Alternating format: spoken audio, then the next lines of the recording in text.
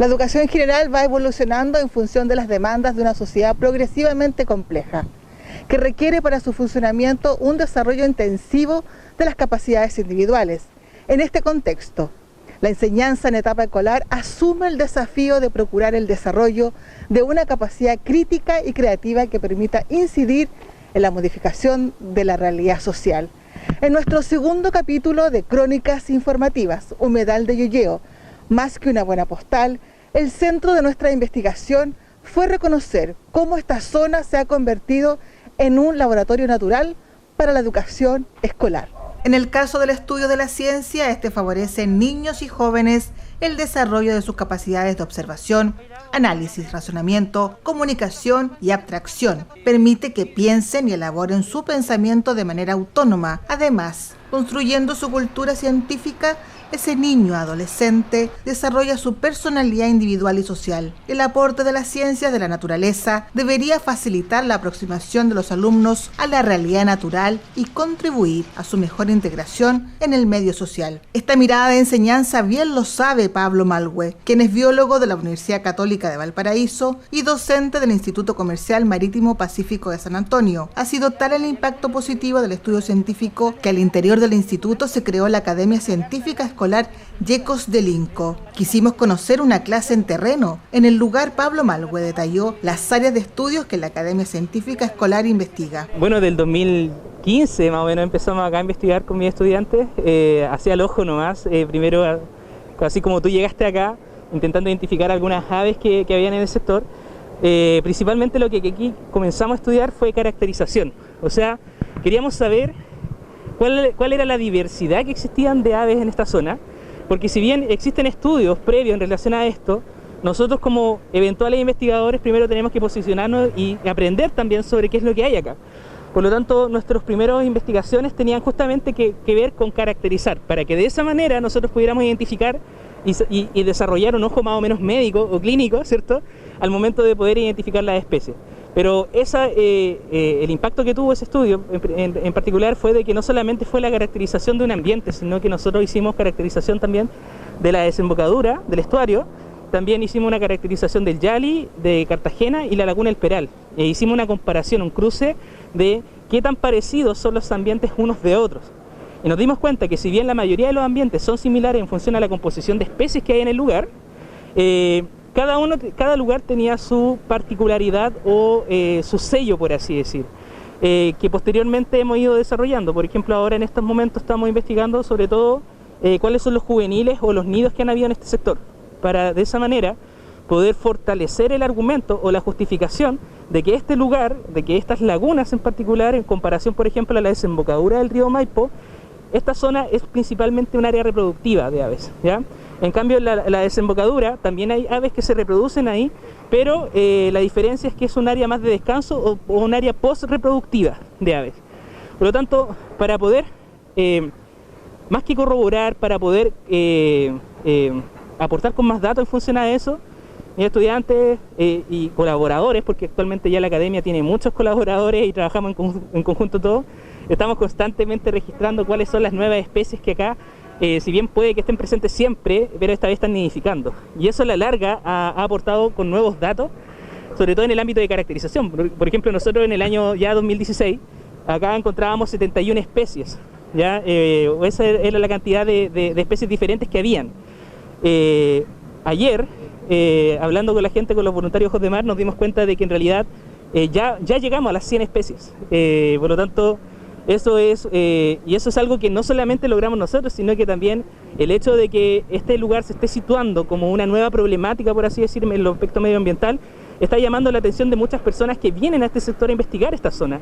Por lo tanto, han aportado también con datos que, de manera, por ejemplo, nosotros no podríamos, por ejemplo, estar siempre acá, y ellos aportan justamente con esa nueva información, de manera de que todos de manera en conjunto, de manera mancomunada, estamos sacando nuevas conclusiones y quizás nuevas estrategias para el día de mañana proteger este sector. Con respecto al proyecto de expansión portuaria, que incluye la intervención del humedal de Llolleo, el profesional fue enfático al catalogarlo como lamentable, aludiendo que este lugar, además de ser un centro de investigación natural, también es un foco de atracción turística y que hay estudios que indican que más del 60% de especies de aves en el planeta pasan sus ciclos de vida en un humedal. Y este es uno de ellos. Esta zona que nosotros estamos en este momento situados es nuestro laboratorio natural, ¿ya?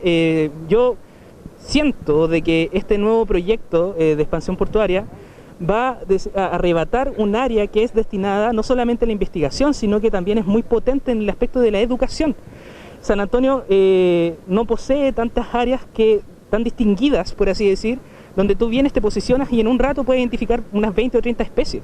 Y eso ocurre acá, ¿ya? Y lo que pretende hacer el puerto, ¿cierto?, de compensar con una nueva laguna, realmente lo cuestiono bastante, porque incluso indican que, por ejemplo, especies que suelen ser de ambientes más dunarios o playeros incluso, también se van a posicionar y nidificar incluso ahí. Cuando sabemos que esas especies, por ejemplo, no van a tener el sustrato, ni siquiera para que ellos pongan sus nidos en ese sector, como por ejemplo la especie pilpilén, que si bien no está en esta laguna en particular, es parte de este gran sistema que es un humedal y está específicamente en las dunas del otro sector, o las dunas de Llolleo que se llaman, ¿ya? Que también mis estudiantes han estado investigando y que también la comunidad se ha ido sumando también a la investigación, y que de un momento a otro, ¿cierto?, te propongan de que no, nosotros simplemente lo que vamos a hacer es cambiar este lugar, lo vamos a trasladar.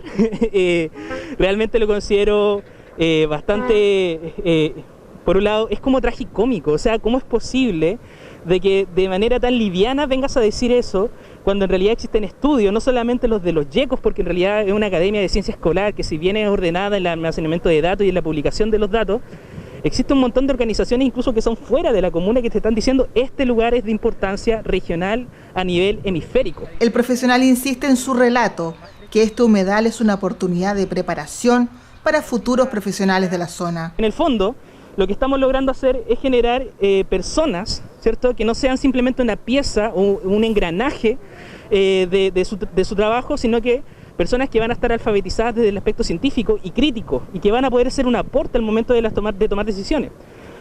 Van a tener un desarrollo íntegro y no sesgado. Y por eso estamos acá, ¿cierto?, investigando. Sabemos cuáles son los beneficios del puerto, estamos totalmente claros, pero también sabemos lo que puede perjudicar a nivel local. Y eso es lo que a nosotros nos preocupa, bueno, a los estudiantes como estudiante en sí, a mí como profesor, porque siento que en este lugar realmente está en peligro, ya frente a las decisiones que van por un bien nacional más que por un bien, ¿cierto?, de nuestra comunidad local, y eso a costa, ¿cierto?, de un montón de cosas. O sea, realmente, por el otro lado, como biólogo he estado analizando bastante este proyecto Puerto Exterior y tiene muchas falencias en el aspecto también de flora y fauna, o de fauna específicamente, donde indican, por ejemplo, que hay especies que sus densidades no son las representativas en función a lo que hemos estado investigando con la academia o lo que otros investigadores han aportado.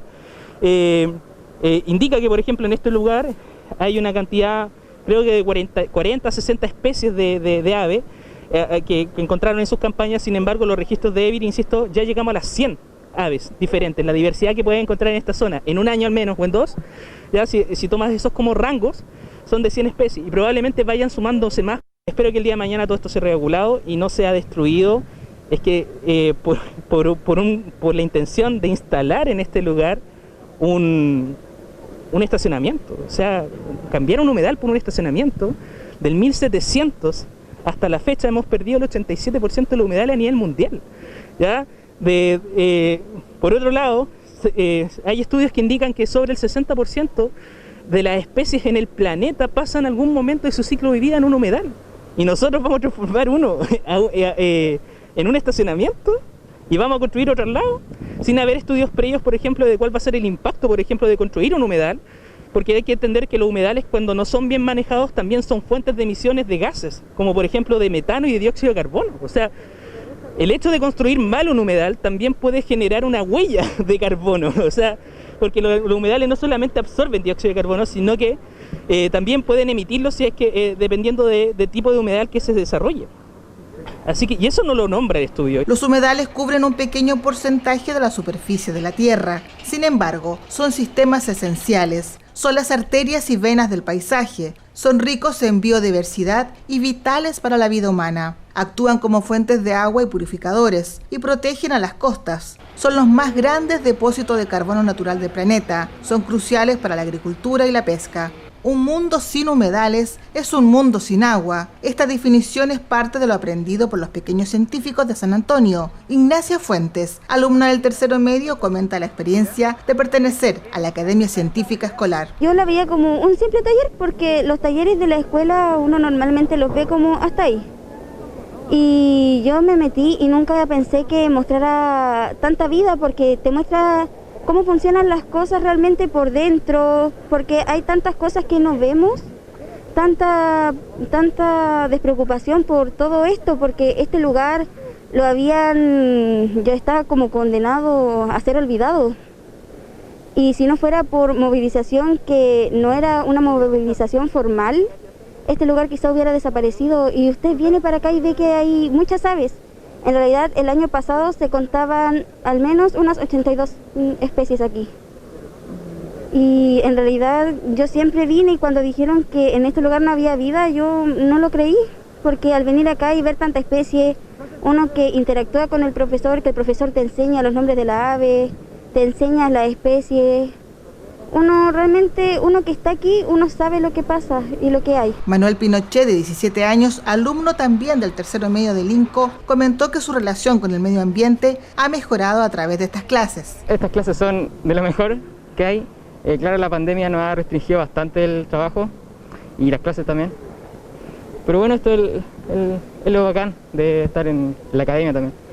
Ver todo esto, este lugar vivo. Y no, es genial. Es muy lindo trabajar aquí. ¿Qué cosas has aprendido acá? Bueno, la ave, sus comportamientos, los ecosistemas que se forman acá, y tanto acá como en la Ribera Sur, que también estudiamos. ¿Te motiva a seguir investigando al conocer esto en vivo? Sí, por supuesto, sí. Esto me ha motivado muchas cosas. Todo esto, la investigación, las especies. Con respecto al proyecto de expansión portuaria, los alumnos de la Academia Científica, los YECOS del INCO, tienen una postura bastante clara. Así lo enfatizan Ignacia Fuentes y Manuel Pinochet. Me genera frustración porque no estoy en contra del megapuerto. El megapuerto sí se puede hacer, pero que no afecte esto, que se vea de una manera, no hacerlo, sino hacerlo bien. Nada más que eso, porque no creo que por un estacionamiento tengamos que matar todo esto. La verdad es que si se va a hacer el proyecto, que se haga bien. Pero aquí si van a secar todo esto, si van a drenar esto, no estaría bien esto. O sea, que traiga trabajo para la comuna está bien, pero reitero, todo esto que se vaya no me parece buena idea. ¿Te dolería mucho? Sí, dolería mucho. Y a la comuna también. Como lo importante que este sitio es el Ojos de Mar. Debido al cambio climático, a la falta de planificación del desarrollo y la degradación del medio ambiente, los impactos de los desastres provocados por eventos naturales, así como los provocados por el hombre, están aumentando. El 90% de los desastres están relacionados con el agua. Revertir la pérdida y el daño a los humedales puede ser parte de la solución. Si bien los humedales sustentan una naturaleza abundante y única, la biodiversidad de agua dulce se ha reducido drásticamente desde la década de 1970. Se necesitan urgentemente acciones concertadas por individuos, grupos de la sociedad civil, gobiernos y el sector privado para lograr revertir esta tendencia.